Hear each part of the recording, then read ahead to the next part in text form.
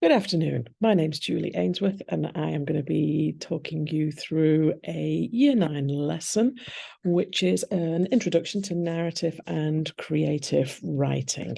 So I'm going to start by sharing my screen with you, and I shall take you through what we have prepared.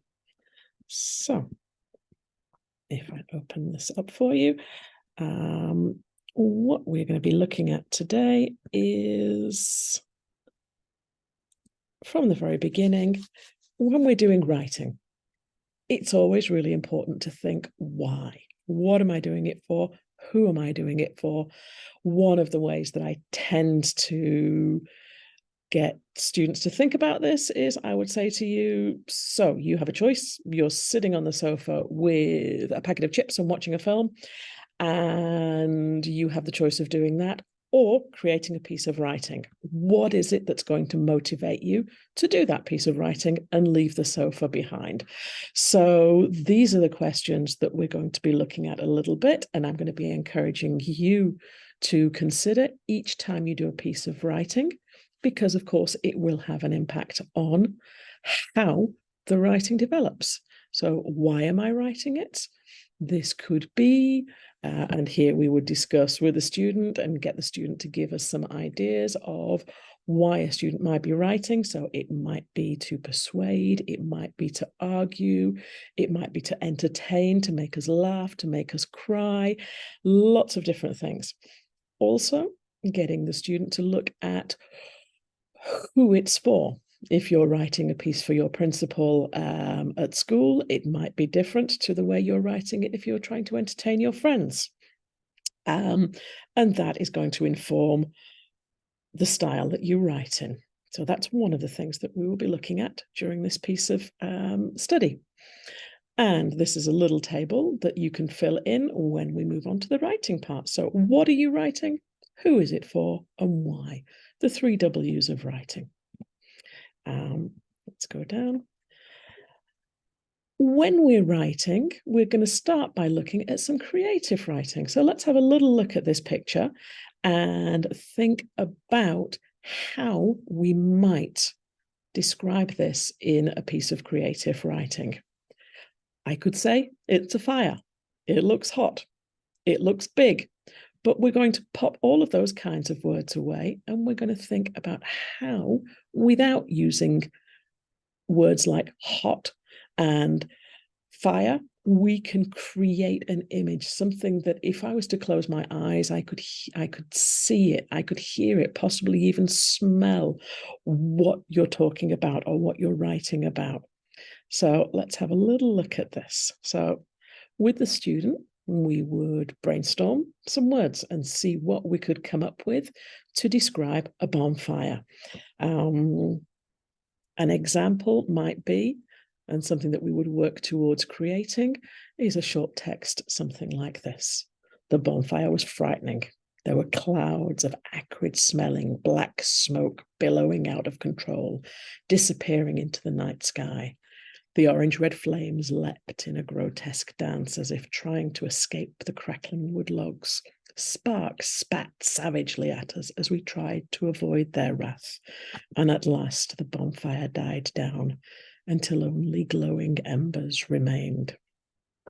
And we might look at how we are developing our adjectives, how we're making them more and more sophisticated, how we've got our alliteration in there, and what purpose this serves in a text as well, how it creates interest, how it captivates the reader, how it really creates the mood so that we care, so that we want to carry on reading. And this is what we call show, don't tell.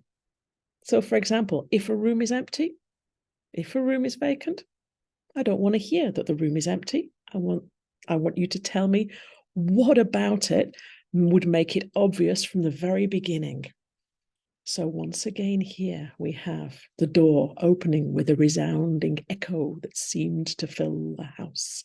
And we continue with the mood creation so that at no point do we need to say the room is empty. By everything that you've just described about it, there is no question.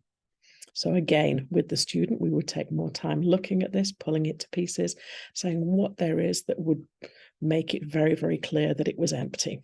And once we've established how this works, we'll try it out with some other images. So for example, here we have an old woman.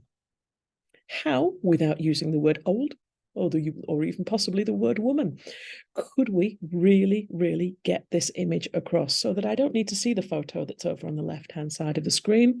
I can close my eyes and I can imagine her.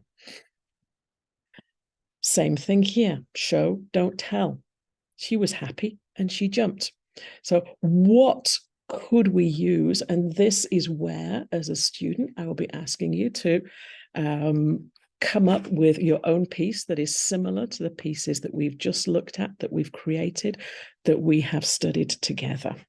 So that would be one of the first exercises that I gave you, just a short piece to think about and have a little play with more complicated, more complex adjectives, adverbs, etc., to make your writing and your linguistic features. Let's throw in maybe a little metaphor.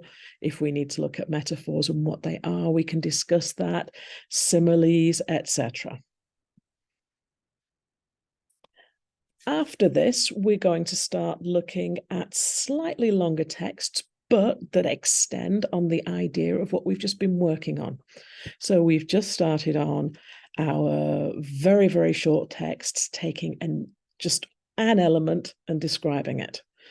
Now we're going to start looking at a slightly longer text and thinking, what is there in that text?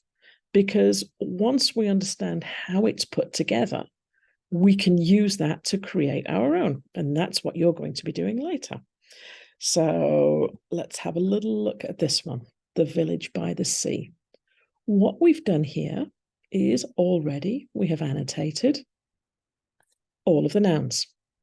But we've not just annotated the nouns, we've annotated the adjectives that go with it as well, so that everything straight away, even if all we look at in this text without even reading it, is we've got the imagery. We can see these pictures in our mind of this village by the sea. Once we've gone through and we have had a little look through these and discussed them, we're going to make it just that little bit more complete, not just the adjectives, not just the nouns, but also what are the verbs that go through as well. And again, pushing for, use a thesaurus if necessary. The morning light was still soft as it filtered through the web of palm leaves. Simpler language might be it shone through, but let's try and push ourselves. Let's see if we can make it more literary. The blue wood smoke rose from the fires. It mingled, didn't mix, it mingled. It's a nicer word. It makes you smile. It makes you want to enjoy this piece. So that's what we're looking at as we're going through and we're annotating all of these different texts. And this leads us onto having our own to work on. And so as we go on through this presentation, that is what we're going to be finding is making it more and more complex so that we can not only just understand how it's put together to create the setting, to create the atmosphere, the show don't tell, but also becoming more and more complex as we progress. The final thing that I will say, so I'm going to leave that lesson behind now and say the other subject that I offer is French. So I'm just going to break into a little bit of French for a minute just to explain what I have done in French teaching and to give you an idea of the level of my French.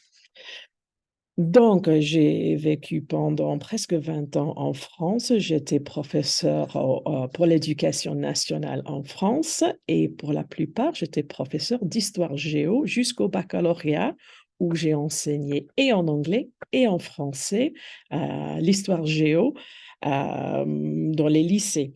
Donc, j'ai une excellente maîtrise non seulement de la matière, mais aussi de la langue, de la grammaire. Et donc, je suis capable d'enseigner dès les débutants jusqu'à bac plus, probablement jusqu'à niveau universitaire. Je suis également capable d'enseigner la littérature, donc de couvrir des auteurs, par exemple, Beaumarchais, Balzac, Camus, Sartre, et de faire des études de romans. So back into English, and a little resume, if you've not got anybody there who's speaking French, was just a little. I've taught for many years in French lycée, so French senior colleges, up to baccalaureate level. I've taught history, geography in English and in French.